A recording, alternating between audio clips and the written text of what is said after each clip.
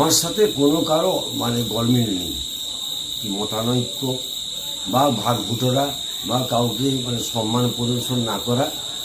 আমি দল যখন যে দায়িত্ব দিয়েছে, আমি তো আজকে যে পেয়েছি তা নয়, আমি বিগত 3 বার হয়েছি। তার আগে আমি যেমন পঞ্চায়েত সমিতি 2 বার হয়েছি, তেমন 3 বার, এটা নিয়ে 4 বার আমার দলের সভাপতি।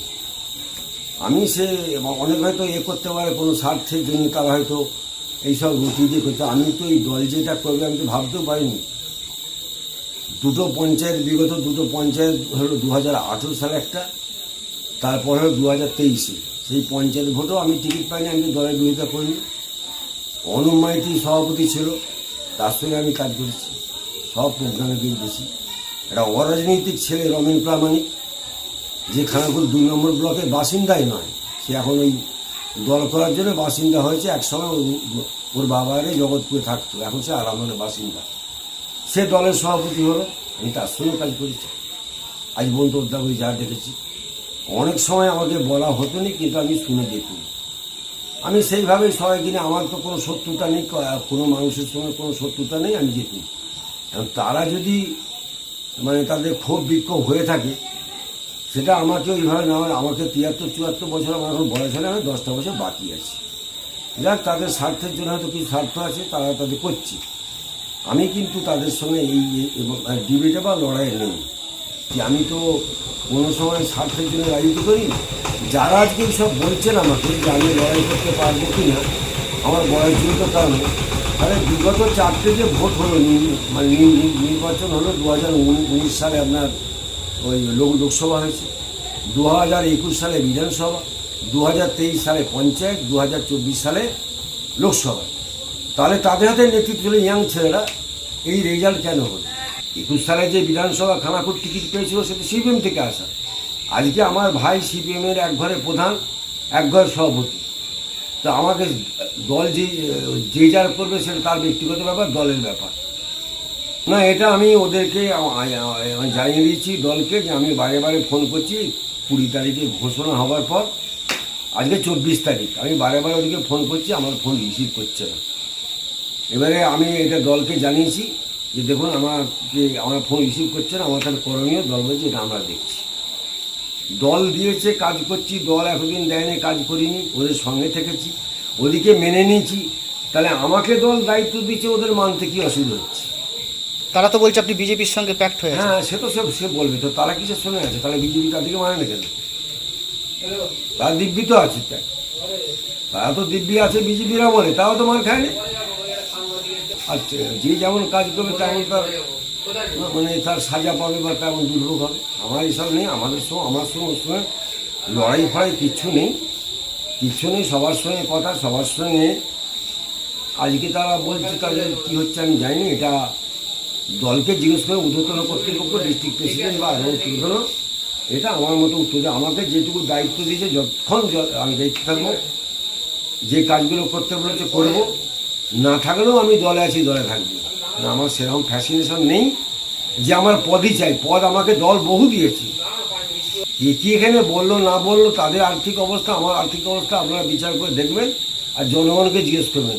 আমি সেটা বলছি না, কিন্তু এইসব অপ্রাসঙ্গিক কথা বলার জন্য এটা একটা ফালতু জিনিস। এভাবে হয় না। তোমাদের হাতে তো দায়িত্ব দল দিয়েছিল, তাই 4টি ইলেকশনে মাইনাস হলো কেন? তখন তো আমি সামনে এখানে থাকিনি, আমি তো দলের প্রেসিডেন্ট তখন নই। তাহলে আমি তোমাদের সঙ্গে থেকেছি। বসে যাবো বলতে, যিনি আজকে 4-5 দিন সভাপতি হয়ে গেলেন, ব্লক সভাপতি, আজ পর্যন্ত খানাকুলে 2-3টে ইনসিডেন্ট হয়ে গেল। আপনারা জানেন তো, যেদিন ব্লক সভাপতি হয়েছেন তার পরের দিনই কলসপাই দিয়ে পতাকা পোড়ানো, ফ্লেক্স ছেঁড়া, চিংড়াতে গণ্ডগোল, অশান্তি, মারধর করা, এবং আরও বিভিন্ন অঞ্চলে হচ্ছে। তো সেখানে না গিয়ে, সেই সব জিনিসগুলোতে না ট্যাকেল করে উনি কী করছেন, প্রথম দিন থেকে রাজনীতি, এই যে নতুন করে সভাপতি হয়েছেন, উনি একটা অঞ্চলে যাচ্ছেন, 10 জন করে 15 জন করে ডাকছেন, ডেকে নিয়ে মিটিং করে চলে যাচ্ছেন।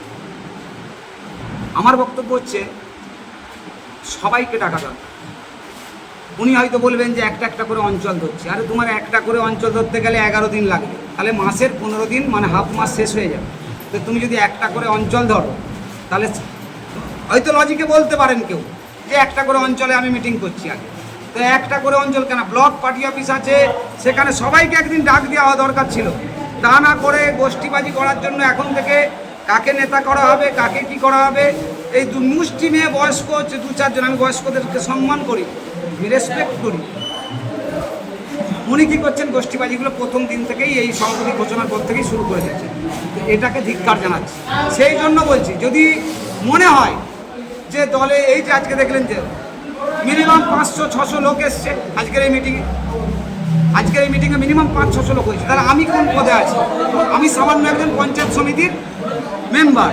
তা আমার কথায় যদি 500-600 লোক আসে, তাহলে উনি ব্লক সভাপতি আছেন, উনি 200 লোক করে দেখাক, 300 লোক করে দেখাক। আপনারা তো মানতে চাইছেন না? মানতে চাচ্ছি না। উনি দলটাকে বিগত দিনেও বাজেভাবে মানে পরিচালনা করেছেন, এখনও তাই করতে চাইছেন। আগের অবস্থায় দল নেই, ঘরে বসে বসে রাজনীতি, গোষ্ঠীবাজি করবেন, অঞ্চলে অঞ্চলে যাবেন, 2-5 জন লিডার ধরে কাজ করবেন। এখন হচ্ছে ময়দানে নেমে রাজনীতি করতে হবে। এখন হচ্ছে বিজেপির যিনি বিধায়ক আছে বা বিজেপির যারা আছে খানাকুল 2 নম্বর ব্লকে বিশেষ করে বিভিন্নভাবে যে অবস্থায় টর্চার করছে তৃণমূল কংগ্রেসের উপরে, মানসিক দিক থেকে এবং বল প্রয়োগ করে সমানভাবে বেশি শক্তি দিয়ে রাজনীতি করছে বিজেপি। সেই জায়গায় দাঁড়িয়ে ওই 4 দেয়ালের মধ্যে একটা করে মিটিং করলাম, বেরিয়ে চলে এলাম, এটাতে সভাপতিত্ব দেখায় না। এখানে লড়াইয়ের ময়দানে থেকে সামনে থেকে লড়াইটা গণতান্ত্রিকভাবে দিতে হবে, সংঘবদ্ধ করতে হবে। উনি সংঘবদ্ধ করতে চাইছেন না কি উনি ভেঙে দিতে চাইছেন তৃণমূল? কিন্তু আপনার দলই তো হচ্ছে না, আগে নির্বাচিত করেছে। দল করেছে, দল হচ্ছে আমার মাথার তাজ, দল নেত্রী মমতা ব্যানার্জি, নেতা অভিষেক ব্যানার্জি হচ্ছে আমার মাথার মুকুট। ওনারা যদি নিজে থেকে এটা করে থাকেন আমাদের, তাহলে আর বলার কিছু থাকবে না, আমরা চুপ করে বসে যাব। আর যদি মনে হয় দলকে বিপথে চালিত করে কোনো মাধ্যম বা কোনো লিডার কোনো কায়েমি স্বার্থ চরিতার্থ করার জন্য এই রকম 72 বছরের লোককে যদি মনে হয় যে সভাপতিত্ব এই বর্তমান পরিস্থিতিতে খানাকুলের যদি দেওয়াটা ঠিক হয়ে থাকে, তাহলে আমরা চুপ করে বসে যেতে বাধ্য হবো। আমরা দল বিরোধী কথাও বলবো না, দলের বিরুদ্ধে কথা বলবো না, কোনো নেতার বিরুদ্ধে বলবো না।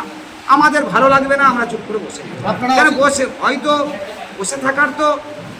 বসে থাকার যে স্বাধীনতা সেটা তো আমার থেকে কেউ নিয়ে নিতে পারবে না। আপনারা কি নতুন ব্লক সভাপতির সাথে দল করবেন না বলছে? আমরা নতুন ব্লক সভাপতি এক প্রকার দল করবই না। কেন? উনি লড়াই করতে পারেন না, উনি লড়াই করেননি কোনো দিন।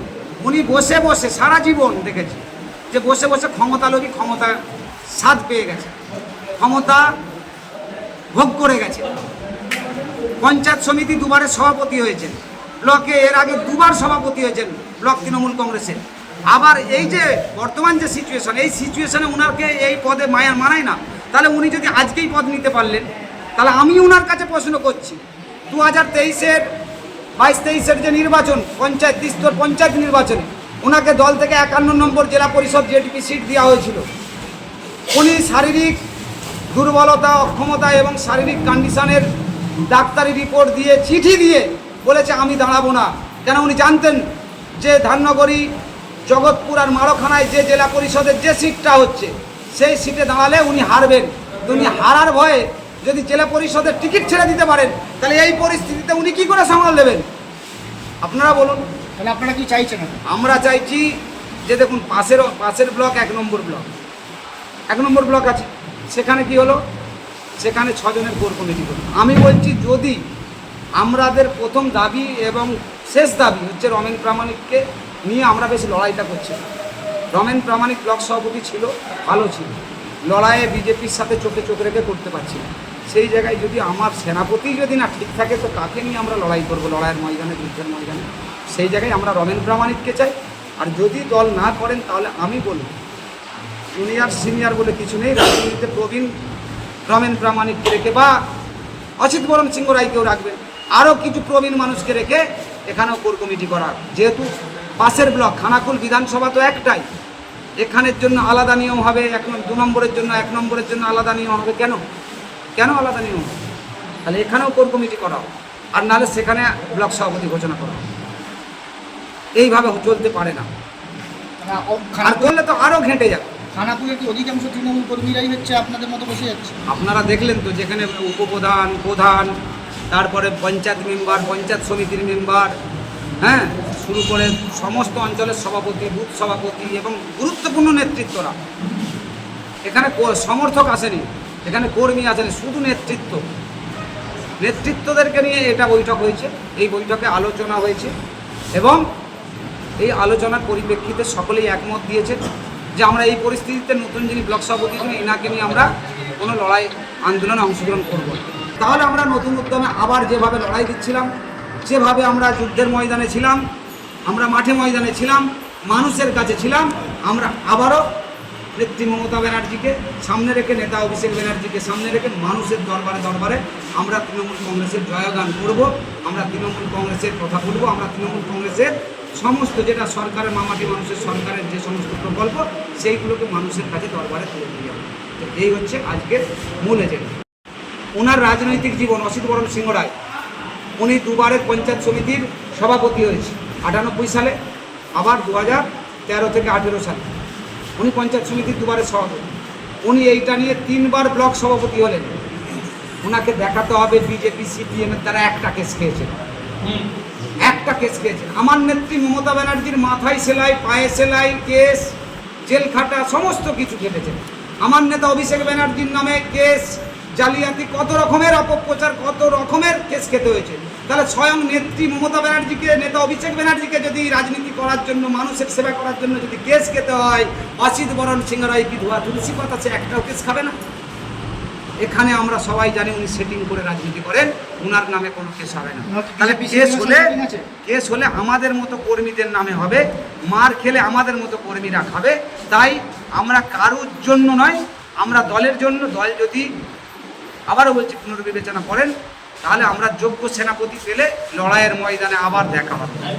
যদি যোগ্য সেনাপতি পাই, লড়াইয়ের ময়দানে দেখা হবে। নচেত আমার বাবার সম্পত্তি থেকে তো কেউ বহিষ্কার করতে পারবে না, আমার সম্পত্তি থেকে তো কেউ বহিষ্কার করতে পারবে না। আমরা চুপ করে বাড়িতে যেমন কাজ কারবার নিয়ে থাকি, আমরা সেটাই থাকি।